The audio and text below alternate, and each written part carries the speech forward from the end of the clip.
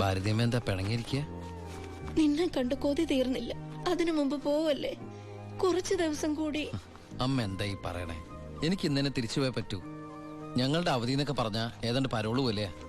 പറഞ്ഞ സമയത്ത് തിരിച്ചെന്നില്ലെങ്കിലേ തൂക്കി എടുത്തോണ്ട് പോവര്. പിന്നെ ആ ജീവനാന്തം ജയിലില്ല. അല്ല, വെയിലില്ലേ ഈ അറബിയുടെ അടിമപ്പണിയൊക്കെ ചെയ്തിട്ട്. ദുബായിൽ അങ്ങനെ ഉണ്ട്.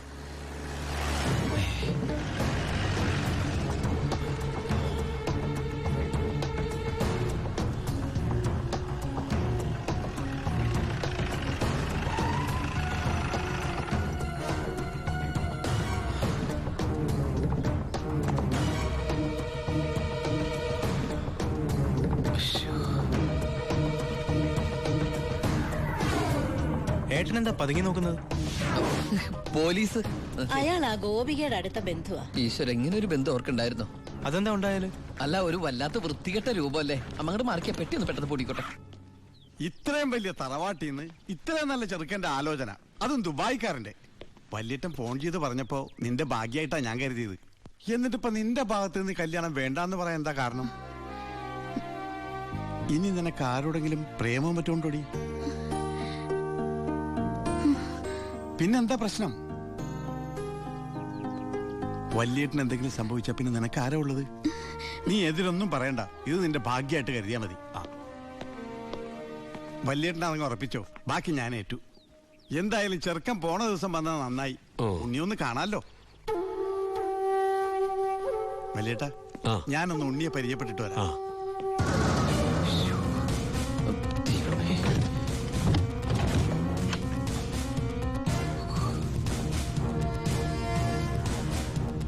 ഏട്ടാ, എല്ലാം എടുത്തിട്ടുണ്ടോ? ഒന്നും മറന്നില്ലല്ലോ? ഒന്നും മറന്നിട്ടില്ല. നീ ഒരു കാര്യം ചെയ്യ്, പെട്ടെന്ന് ഈ സാധനം എടുത്ത് ഇതുവഴി വണ്ടി കയറിക്കോ. മോളെ എല്ലാം ഓക്കെ അല്ലേ? അമ്മേ, സമയമായമ്മേ. അമ്മ ഞാൻ ഇറങ്ങാട്ടോ. എന്തേത്? ഇത്തിരി അച്ചാറും പലഹാരങ്ങളും. എന്റെ അമ്മ, ഈ സാധനങ്ങളൊന്നും അങ്ങോട്ട് കൊണ്ടാൻ പറ്റില്ല. അവിടെ നിന്ന് തരുന്ന ഫുഡല്ലേ കഴിക്കാൻ പറ്റുള്ളൂ. ഭയങ്കര സ്ട്രിക്റ്റ് അല്ലേ?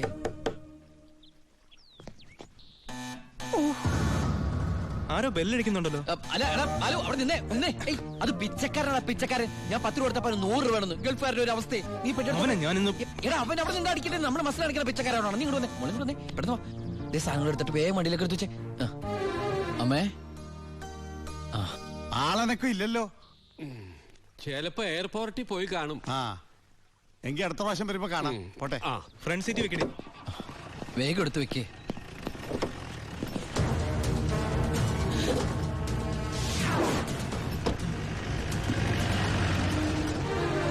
അയാള് പോയി. പൊറോട്ട എടുത്ത്. അയാള് വരുന്നു. എന്താ എന്തൊരു ചൂടാണത്, ഭയങ്കര ചൂട്. ഞാൻ ഒന്നുകൂടി കുളിച്ചിട്ട് വരട്ടെ. നാട്ടുവെള്ളത്തിൽ ഒന്ന് കുളിക്കണമെങ്കിൽ എത്ര നാൾ കഴിയണം? ദുബായ് കിട്ടുന്ന വെള്ളമുള്ളടാ, ഡീസൽ അല്ലേ, ഡീസൽ.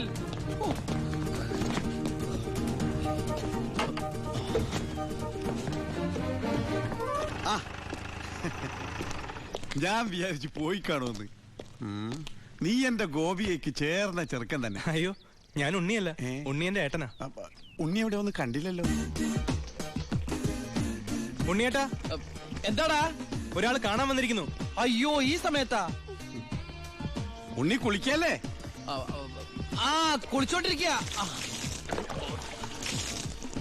ആരാടത്? ദിവാകരൻ, അപ്പുറത്തെ വീട്ടിലെ ഗോപിയുടെ കൊച്ചച്ഛൻ. ഭാവിയിൽ ഉണ്ണിയുടെ ഒരു ബന്ധുവായിട്ട് വരും. ജയിലറാ. അതെയാ? ഒന്ന് മുഖം കാണിക്കാൻ വേണ്ടി വന്നതാ. മുഖം കാണിക്കാൻ ഞാനെന്താ രാജാവാ? ഓ, ഫലിതപ്രിയൻ. നമ്മള് തമ്മിൽ കാണേണ്ട കാര്യം പറഞ്ഞത്. ഞാൻ കണ്ടിട്ടുണ്ട്. എവിടെ വെച്ച്? ഞാൻ സോപ്പ് വെച്ചോണ്ടിരിക്കുക, അതുകൊണ്ട് കേട്ടത് മാറിപ്പോയതാ. വരുന്ന വഴിക്ക് കണ്ടുന്ന്. ഓ, അങ്ങനെ. ഓ, പിന്നെ പോയിട്ട് ഇത്ര ധൃതി ഉണ്ടായിരുന്നു. 12:30 ട്രെയിൻ. പെട്ടെന്ന് ഇറങ്ങുമാവോ? ഏയ്, വൈകും. ട്രെയിൻ മിസ്സാക്കണ്ട, വേഗം പുറപ്പെട്ടോളൂ. നമുക്ക് നാളെ അവിടെ വെച്ച് കാണാം. അവിടെ വെച്ചോ? നാളെ? എവിടെ വെച്ച്? സോപ്പ് വാഴി പോയതായിട്ട് പറഞ്ഞത് മാറി പോയതാ. അടുത്ത പറവിന് ഇവിടെ വെച്ച് കാണാന്ന്. ശരി. എങ്കിൽ ഞാൻ ഇറങ്ങുന്നു. ഇങ്ങോട്ടെന്ന് വെച്ച പൊക്കോളൂ. ഞാൻ ഈ ഗ്ലാസ് എടുത്തോട്ടെ. ഗ്ലാസാ? ഗ്ലാസ്സിലെ ചായ കളഞ്ഞിട്ട് അമ്മയോട് വെച്ചിട്ട് എടുത്തോളൂ. അയ്യോ, ഞാൻ ഈ കൂളിംഗ് ഗ്ലാസിന്റെ കാര്യം പറഞ്ഞത്. കൂളിംഗ് ഗ്ലാസോ ചില്ല് ഗ്ലാസോ ഇനി അപ്പുറത്തെ സ്കൂളിലെ ക്ലാസ്സോ എന്താന്ന് വെച്ചാൽ വേഗം എടുത്തിട്ട് വേഗം പൊക്കോളൂ. ട്രെയിൻ മിസ്സാവും. ആ ഇനി ദുബായിക്കാരന്റെ വീട്ടിൽ വന്നിട്ടൊന്നും തന്നില്ല എന്ന് വേണ്ട. അപ്പോ ഞാനങ്ങോട്ട് ബൈ ബൈ.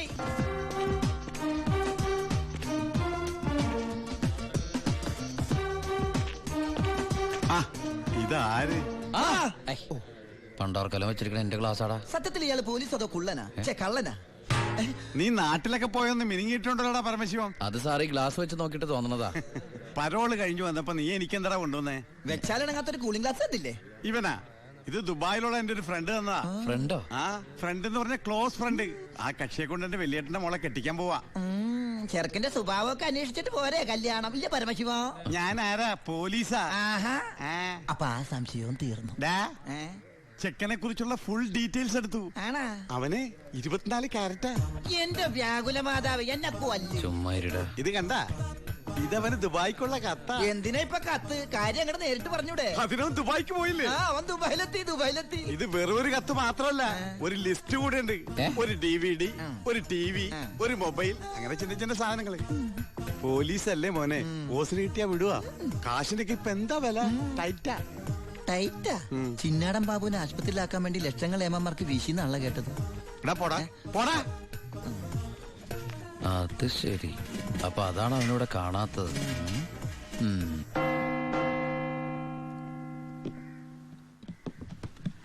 സാറേ. എന്താടാ? എന്താടാ? എനിക്കൊരു രഹസ്യം പറയാനുണ്ടായിരുന്നു. ഞാനിപ്പോ പരോളിന് നാട്ടിൽ പോയി. അതെ, വിജിലൻസ് ആൻഡ് ആന്റി കറപ്ഷൻ ഡിപ്പാർട്ട്മെന്റിലുള്ള എന്റെ ഒരു സുഹൃത്തിനെ ഞാൻ കണ്ടു. ആള് പറയാ ജയിലിൽ നടക്കുന്ന അഴിമതികളെ കുറിച്ച് അന്വേഷിക്കാനായിട്ട് അവര് രഹസ്യമായിട്ട് സ്ക്വാഡിനെ ഇവിടെ ഇറക്കിയിട്ടുണ്ടെന്ന്. ഇവിടെ? ആ, കള്ളത്തരത്തിൽ ചിലരെ ആശുപത്രി കിടത്താൻ കൂട്ടി നിൽക്കുന്നവരൊക്കെ പിടിച്ച് അകത്തിടും അത്രേ. അങ്ങനെ എന്തെങ്കിലും ഉണ്ടെങ്കിൽ സാറ് സൂക്ഷിക്കണം കേട്ടോ. ആ പിന്നെ ഞാനിത് പറഞ്ഞു ആരോടും പറയരുത്. നമ്മുടെ ഡോക്ടറുടെയും സൂപ്രണ്ട് സാറിന്റെയും പണി പോകുന്ന എനിക്കിത് കാണണം. അവര് കുറച്ചു നാൾ തിന്നട്ടേന്നുണ്ടാ. എന്താ സാർ? ഉണ്ടങ്ങോട്ട് പോയതാ. ആരെ? ഒന്നുമില്ല.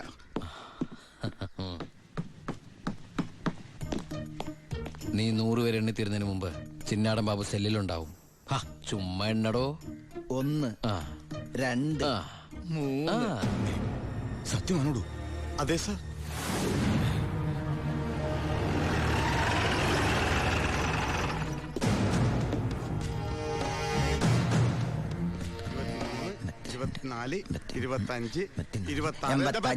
എന്താ കണക്ക് തെറ്റിക്കുന്ന? ഇത് വേറെ കണക്കാണ് സാറേ. എന്റെ കണക്ക് തെറ്റി. ഞാൻ എവിടെ നിർത്തിയത്? നീ നിർത്തിയതല്ല 85 മുതൽ ഞാൻ ഇവിടെ നിൽക്കാം. 85 86. ഞാൻ എവിടെ നിർത്തിയത്? 25. 27 28 95 96 97 98 99 100.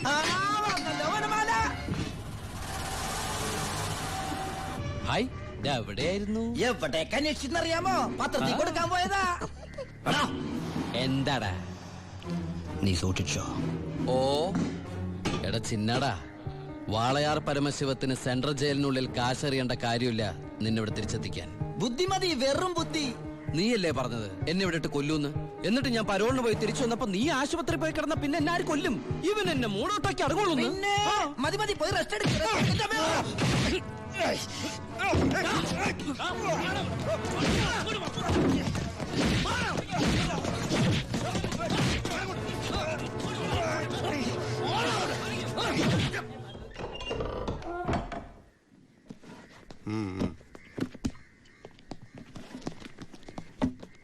നിന്റെ ആരാടാ ദുബായിലുള്ളത്? ഇടക്കിടക്ക് കത്ത് വരുന്നുണ്ടല്ലോ. നമുക്കുണ്ട് സാറേ ദുബായിലൊക്കെ ഫ്രണ്ട്സുകള്. എനിക്കും ഉണ്ടപ്പോ നിനക്കുണ്ട് ദുബായിൽ ഫ്രണ്ട്സ്. എനിക്കാരുമില്ല. നിന്നോട് ചോദിച്ചില്ല? അല്ല, ചോദിച്ചാൽ തന്നെ പറയാൻ ആരുമില്ലെന്ന് പറഞ്ഞത്. 2 കത്തോ? From Divakaran, jailer, central jail. ഇതൊന്നും നിനക്ക് ദുബായിലൊക്കെ അയച്ച കത്തല്ലേ? എന്തൊന്നും എഴുതി വെച്ചേക്കണാവോ? എന്തായാലും ഒന്ന് നോക്കിയേക്കാം. പ്രിയപ്പെട്ട എൻ്റെ ഉണ്ണിക്ക്, ഞാൻ ഗോപികയുടെ കൊരങ്ങച്ചൻ, കൊച്ചച്ചൻ, ജയിലർ ദിവാകരൻ എഴുതുന്ന സ്നേഹത്തോടെയുള്ള കുത്ത്. കുത്തോ? ഈ ജയിലിലെ ശീലം വെച്ച് എഴുതിയായിരിക്കും കുത്തേ. കുത്തും കത്തും തിരിച്ചറിയാത്ത നമ്മൾ തമ്മിൽ നേരിട്ട് പരിചയമില്ലെങ്കിലും എനിക്ക് ഗിഫ്റ്റ് ആയിട്ട് DVD, TV, മൊബൈല്, ഇതൊക്കെ അയാളുടെ അപ്പനോടൊന്ന് വയ്ക്കട്ടെ. ബാലുവിന്റെ കത്ത.